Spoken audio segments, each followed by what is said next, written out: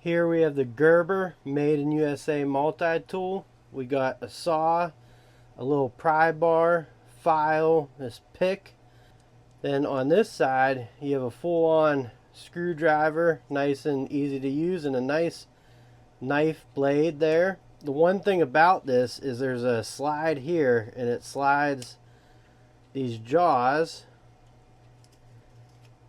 down in. So that's a little bit of getting used to. I'm used to Leatherman, you know, where you just flip it around and stuff.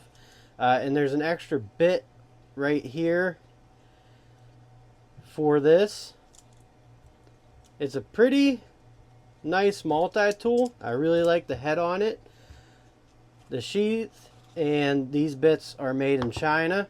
See, this is 100% here made in the USA. It has cutters on it as well.